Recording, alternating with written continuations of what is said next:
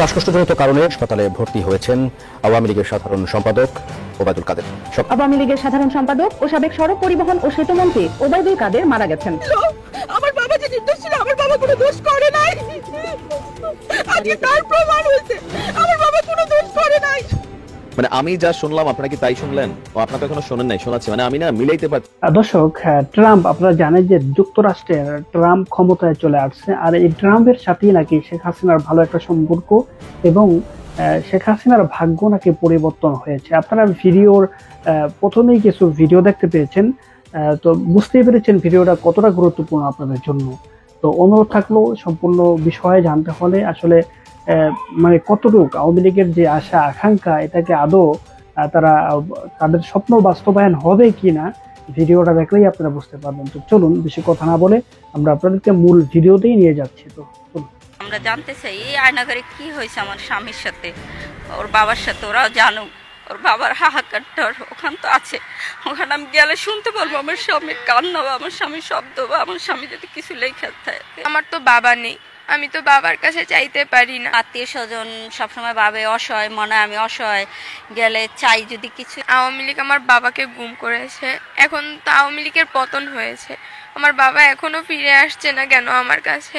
5 তারিখে যখন উনি গেছে, তাহলে আমরা আমাদের লোকগুলো তো ফিরে পাবো, আমাদের স্বজনদের। আমরা এই জন্য অনেক খুশি হয়েছি। উনি গুম হওয়ার পরে আমার ঘরে একটা চালও রেখে যায় নাই, যে আমি উনি চলে গেছে আমি যে চালটা খাবো। আজ 12 বছর আমার বাবা নেই।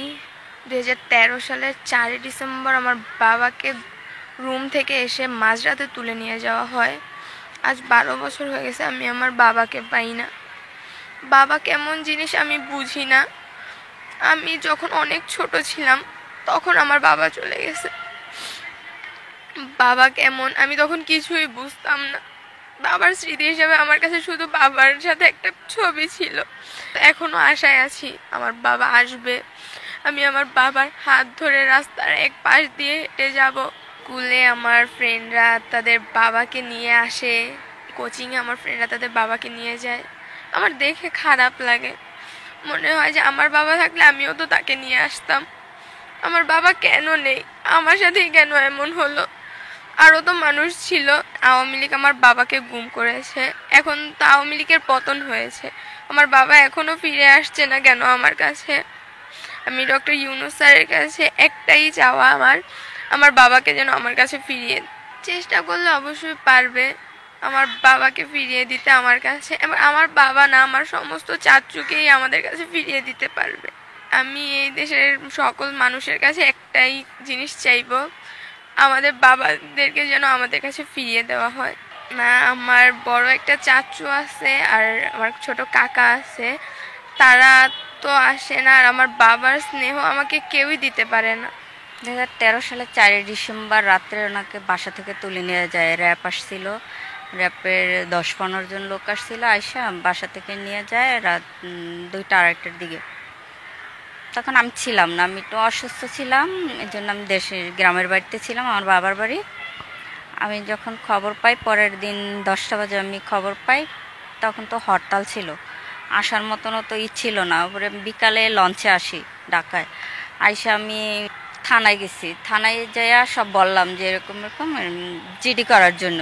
থানাতে আমার কোনো জিডি নেয় না। যখন শুনছে যে র্যাব নিছে, র্যাবের কথা বলছি, যে র্যাব নিছে, তখন আর জিডি নেয় না। আমার শাশুড়ি নিয়ে আমি থানায় গেছি, জিডি নেয় নাই। জিডি না নেওয়ার পরে আমি সারাদিন বসে রয়েছি, আমার জিডি নেয় নাই। পরের দিন আবার গেছি সকালে, একটানা 3 দিন আমি গেছি, কিন্তু আমার কোনো জিডি নেয় নাই। না নেওয়ার পরে এখন আমি কি করব, বাইবা পাইতাছি না। তারপরে এখানে শুনি লোক মারা গেছে, ওখানে ওই থানায় লোক আনছে, যেখানে যেটা শুনছি আমি ওখানেই গেছি।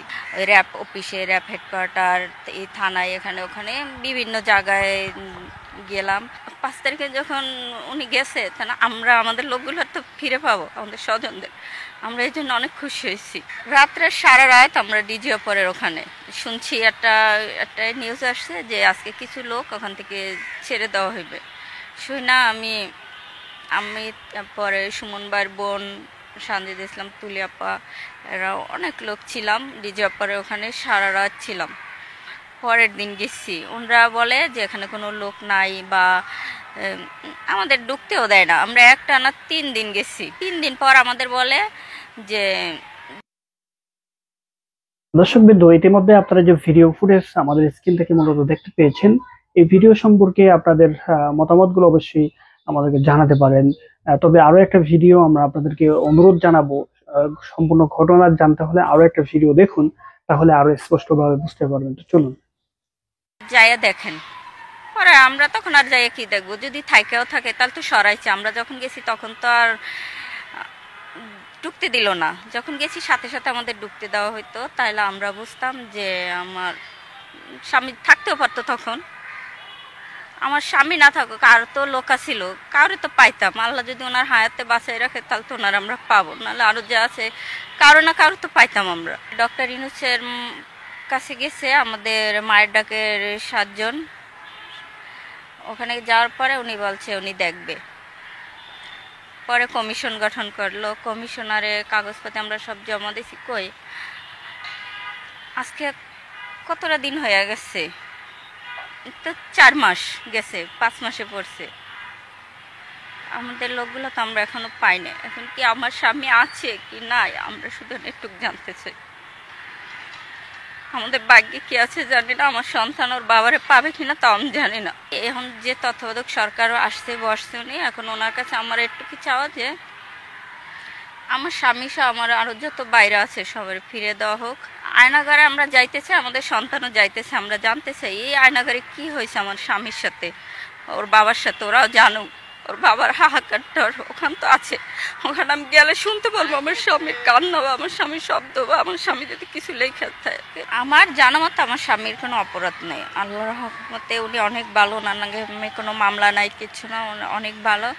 তো ওনার শুধু একটুকু অপরাধ, উনি বিএমপি করতো, স্বেচ্ছাসেবক দলে সদস্য হিসেবে ছিল।